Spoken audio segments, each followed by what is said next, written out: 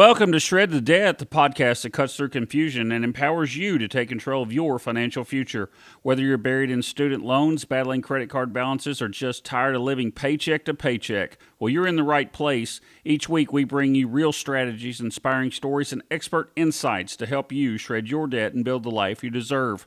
Are you ready to take action? Subscribe now, share this episode with someone who needs it, and join the movement to destroy debt for good. No BS, no judgment, just real talk and real results. Well, let's get to work.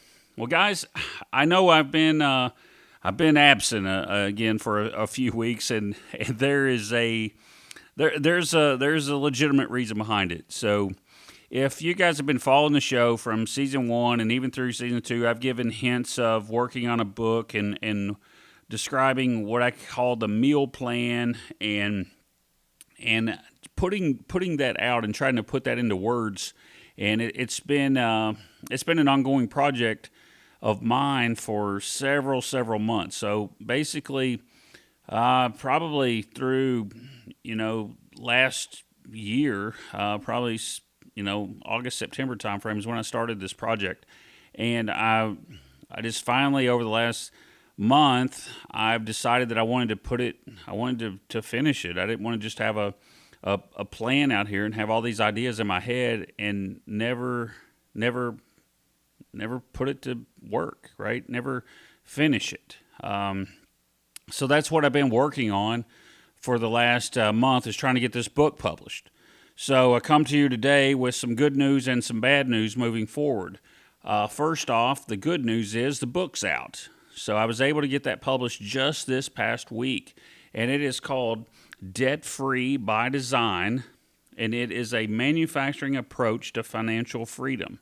So if you guys have listened to any of the previous shows, you know I've been in quality engineering and manufacturing my entire professional career. And I've done some side hustle things throughout that time, but for my main moneymaker, I have been a quality engineer, working in supplier quality, program management, but just being in the automotive industry for the past 20 years.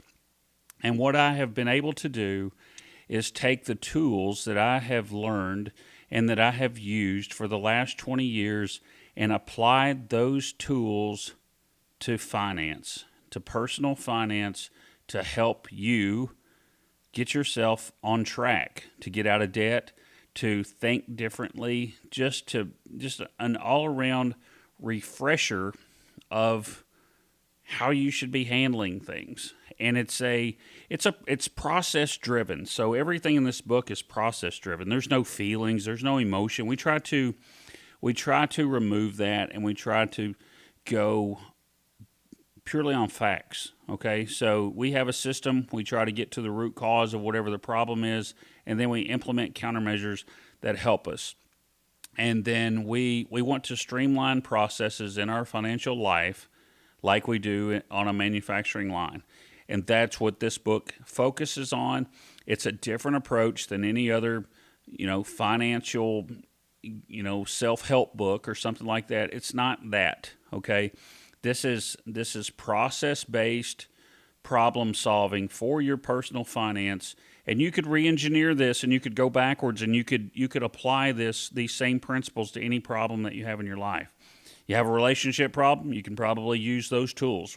The 5 why, the root cause analysis and countermeasure implementation. You can change anything with these tools.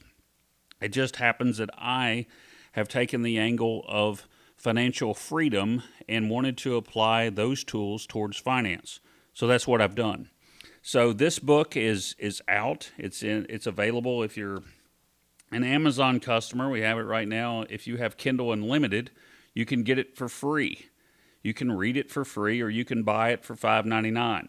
Now, the paperback version, that seems to be the one that's most popular right now. That one is available for $14.99, or there is a hardcover version for $19.99. This is a book that lays out the meal plan itself. So if you're familiar with what I've spoken about the meal plan in the past, it's basically an acronym, and it's motivation, education, application, and liquidation. So it starts with finding your why and getting motivated, educating yourself with the tools that you need, actually applying those tools, and then putting it to work and watching your debt be liquidated.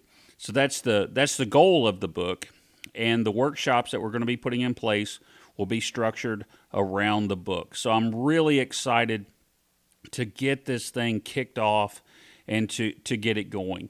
And once we get it kicked off, and once we start accumulating some work and some history and some reviews, I want to then take this show and pick this show back up and actually have real life people that are using the meal plan, reading the book, working through the workshop, the financial, as far as the coaching that we're providing to people, and just the insight that we're providing to others. I am hoping to get those people on the show to be real life, ask interactive questions, and it be while we're taping the show. So that's the ultimate goal. So that's the good news of what we have going on here with the book. Okay, so on the other hand, the bad news is we're probably going to cut this show out at season 2. So this is episode 20. So we're episode 10 of season 2. So we're right at 20 shows that we have out here. And if this is your first time tuning in to Shred the Debt, you have an entire library of specific instances or specific topics to go back to and listen to, and hopefully that'll get you primed up to want more, to learn more, to do more, and just be more. And that's the fire that's burning in me right now. So I think it's important for me to put this show kind of on ice right now. And as we close out season 2, we're going to shift our focus to the book and try to kick off these workshops and to increase the financial coaching that we're doing. But then I want to come back. I don't want to just say, okay, this was a life check mark of Shred the Debt. I want to build Shred the Debt, and I want to continue, but I have to make sure that my focus is in the right place. I want to make sure that I'm being focused on the right areas, and I'm able to put my resources into the right things, and I'm able to help people, the greatest number of people, through the most direct avenue. And I feel like right now the workshops and the book, that is where I'm going to get the most impact. I want to be very impactful, and I think in order to get the most impact and the greatest good out of what my intentions are, and it's going to be focusing on the book and focusing on the workshops. So for the people that are out of state and across the country, you have the ability to purchase the book. So you can go through the same tools, just unfortunately you're not going to get the workshop experience, and you're not going to get that one-on-one that the workshop brings to actually breaking the book down and asking questions and being able to do that. Now we can do that with email. The Shred the Debt email is still going to be there for as far as I can see. The Shred the Debt and the Debt Free by Design, those are tied into the same entity. They are the same. So as we launch this book and we grow this workshop, the Shred the Debt, this podcast, like I say, it's temporary. We're going to pause this thing temporarily, and we're going to come back, and it's going to be awesome. It's going to be better than what we have. We're going to have real life topics that are stemmed from these workshops. Questions that arise from these workshops are going to be the same questions that you're going to have as a listener. So what I would encourage you to do, if you haven't already, and I don't know if you guys have been searching this book or had it seen on social media or anything like that, but The name of the book again is Debt Free by Design. If you were to go to Amazon and you type in Debt Free by Design, you're gonna get it. We have the Honey Badger, just like the Shred the Debt Honey Badger. We utilize that shredder because we're shredding debt, and we have that. Now we have a gear. So now we're debt free by design. So it's a process based book to financial freedom. We're not telling you to do certain things, this, that. Our play and our angle is based on manufacturing principles, and I'm really excited to get it kicked off with you guys. So that's what I want to jump into. Just looking at the book, I have a copy of it in front of me, and just to let you guys know, just like it's 205 pages, and that's not counting the introduction. So there's a lot of powerful information in here. And the cool thing is too is that it has a lot of real life examples that you can relate to, and that's what's going to be cool. And I'm over the top about it right now.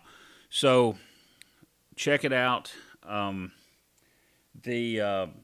follow up from the last show. I think we had several emails, and I was able to get those answered. I appreciate those. I want to continue to get the emails, even if you buy this book and you have questions that arise from the book. I want you to reach out to me, because this was very specific. The meal plan, just rolling that whole thing out and tying it together.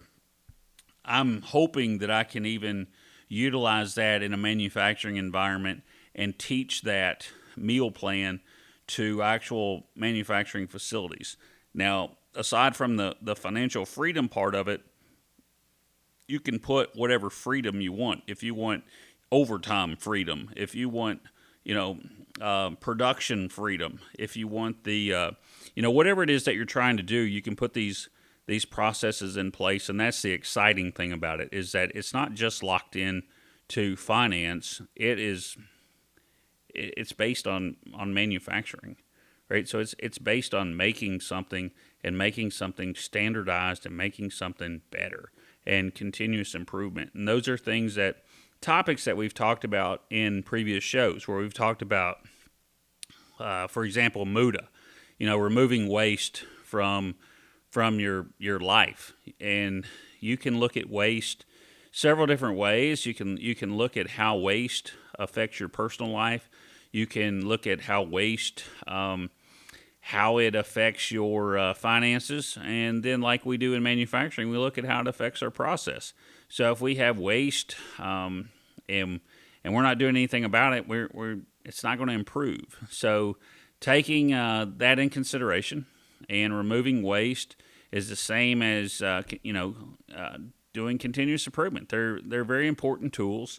If you have a process like your finances, if there's something that's not working, you can focus on that specific problem in that specific area, and you can continuously make changes and make improvements.